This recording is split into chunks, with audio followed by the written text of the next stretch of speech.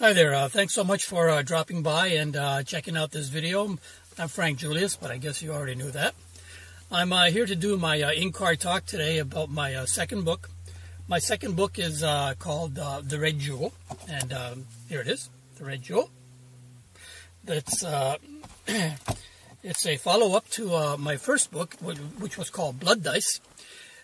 In both of my books, the protagonists are the same.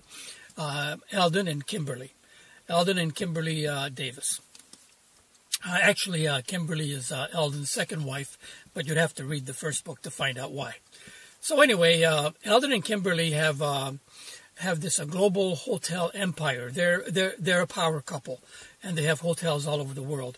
And the second book, The Red Jewel, as the name might suggest, takes place in Moscow, Russia. And it happens, the period is the early 90s, 92, 93, just after, shortly after the fall of communism and the overnight birth of free enterprise and capitalism, and the world changed overnight for all Russians. And the government was perplexed. They had no idea what to do, but they realized that all of a sudden Western investment and global investment from all over the world was now just pouring into Russia. But there were some huge and major problems. Of course, when a society is completely upheaved, or the upheaval happens and it tries to transform from a totalitarian system, from communism over to free enterprise, literally overnight, well, there's going to be some huge problems. And some of the huge problems manifested themselves very much in the open in the hotel industry. Hotels were required. They were in huge demand because now you had the influx of business people from all over the world needing accommodation when they came to Moscow and to St. Petersburg and some of the larger cities to conduct business and to establish contracts between Russian and non-Russian entities. The problem was that, which was a huge, huge problem, that there were no laws to enforce any of these business contract laws. First of all, there was no lawyers. There's virtually banking was non-existent. Everything was on a cash basis.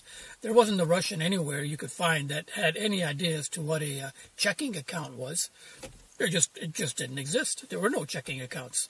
But anyways, The Red Jewel, I write about things that happened in Russia at that time from not only a fictional perspective, but also from a first hands-on experience. Since I lived and worked there, I had an opportunity to work as a hospitality industry consultant, helping to open and to operate a newly built Russian-Canadian joint venture luxury hotel in Moscow, just in the early 90s. It was called the Aerostar Hotel.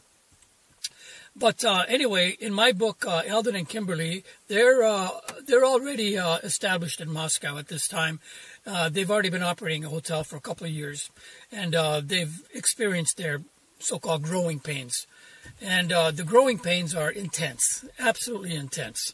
But with all the responsibilities that this power couple have, that take them all over the world, they have this empire to look after, and to some degree, they really weren't able to keep an eye on the Russian property that was already operating, and they left all the responsibility really in the capable hands, quote unquote, capable hands of their general manager there.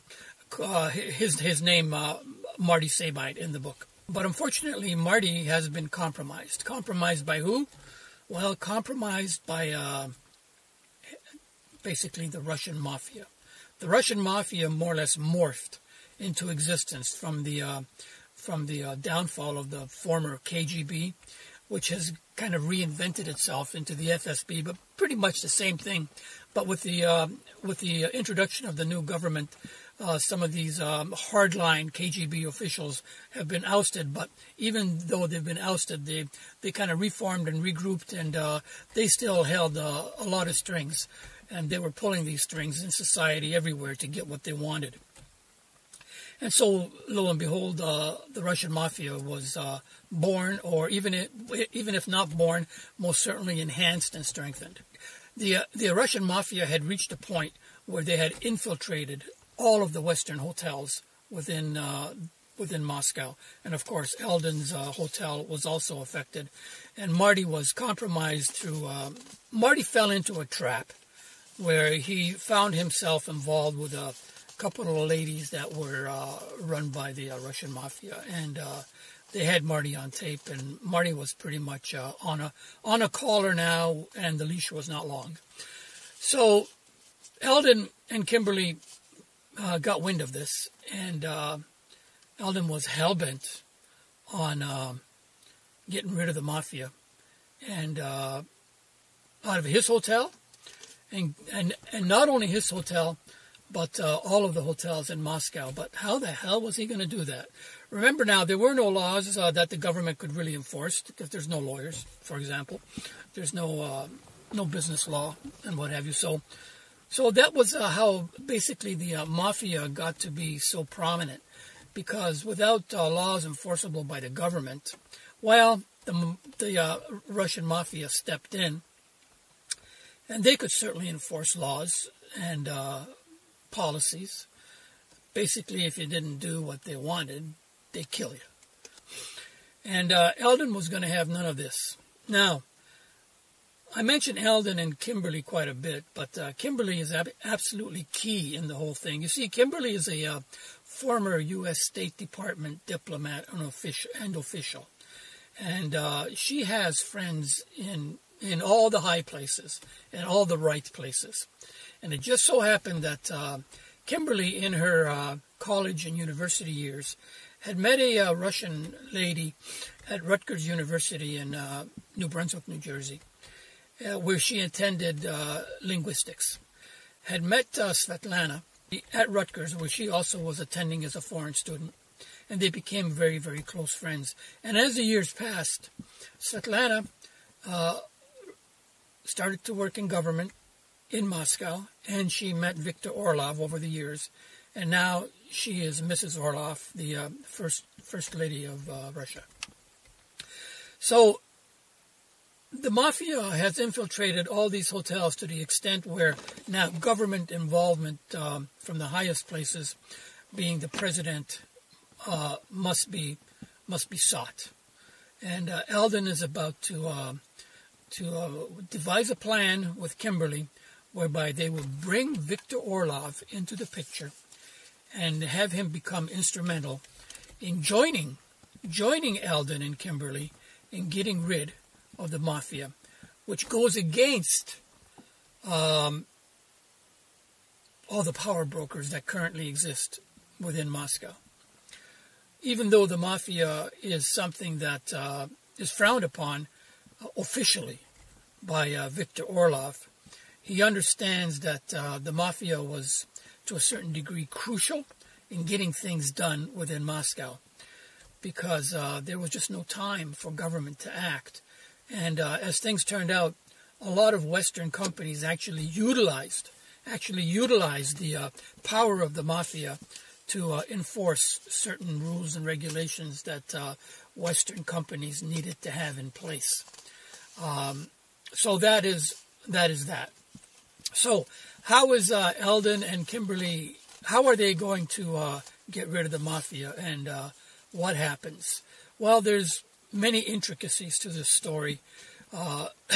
Their hotels are now rife with sex trafficking and drugs, and one huge problem that they have is a lot of these Western businessmen and people, ladies too, but primarily men, who are staying at Eldon's hotels and all the hotels throughout Moscow. Well, the mafia is famous for their trick of entrapping these men.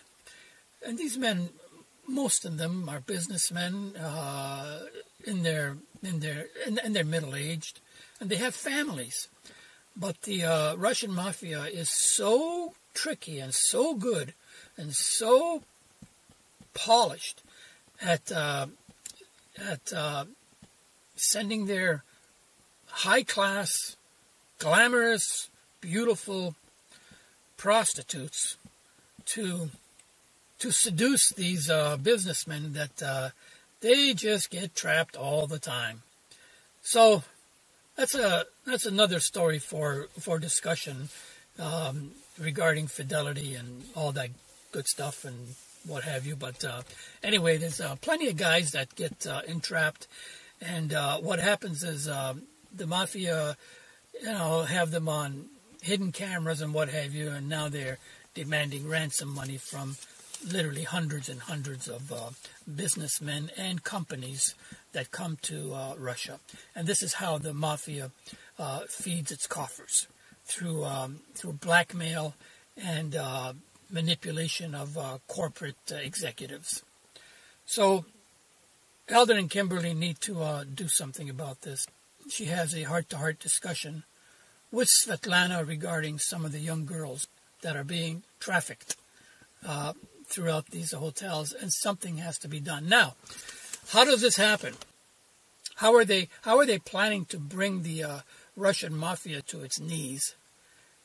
This is a monumental task, and they're going to need the assistance of the Russian president.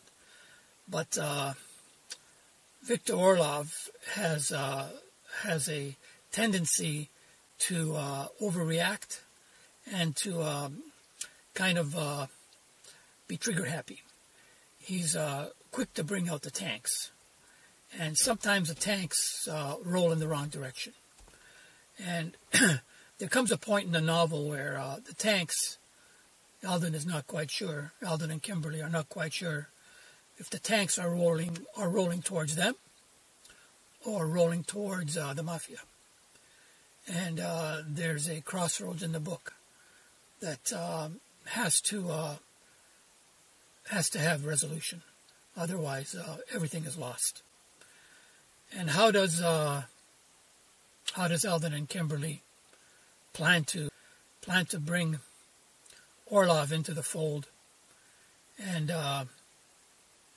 have their almost finished hotel open on time, the Red Jewel, which would be the shining crown of the city. So the Red Jewel, that's what it's about. So that's it. I have to tell you, I had a heck of a good time writing it. It was my pleasure, and I certainly hope it's your pleasure to read it. I would very much love to hear from you. Let me know what you thought about it, and that would be great. If you have a chance, please try to do something nice for somebody today, and maybe put a smile on your face. Thanks very much. I'm Frank Julius. Bye-bye.